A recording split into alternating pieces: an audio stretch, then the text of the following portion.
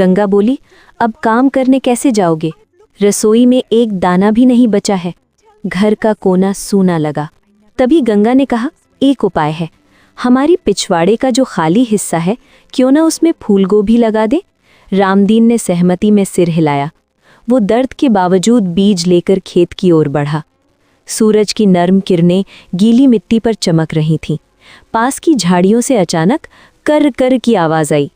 सूखी टहनियाँ हिली और बाहर आया एक लाल आंखों वाला बड़ा सा जंगली लोमड़।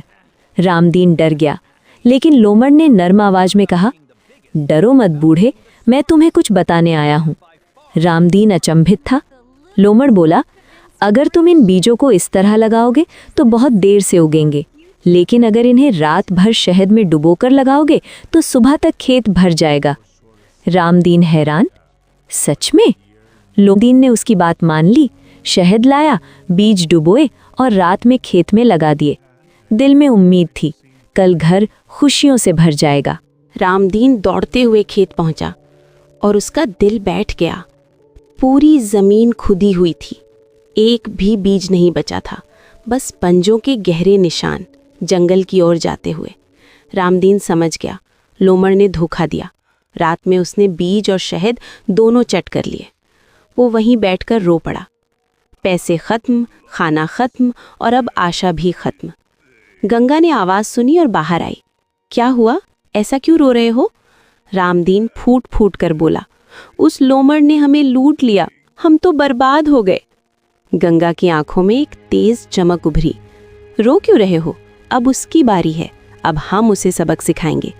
शहद की खुशबू से खींचेंगे, पर इस बार शहद के नीचे होगा हमारा फंदा। उसने एक पुराना लकड़ी का बक्सा लिया, उसके अंदर रस्सी बांधी और ऊपर रख दिया मीठा शहद।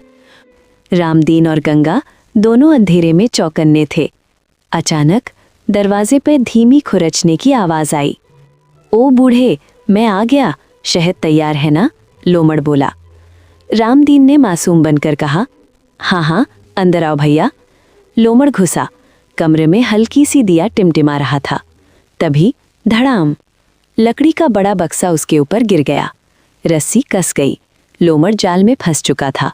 वो चिल्लाया, अरे छोड़ो, धोखा मत दो मुझे। रामदीन और गंगा ने दोबारा खेती की। धीरे धीरे फूल गोभी हरी होने लगी। बाजार से पैसे आने लगे और घर में फिर खुशियां लौट आईं।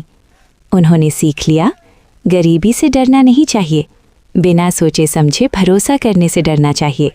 और उनका छोटा घर फिर से हंसी खुशी से भर गया।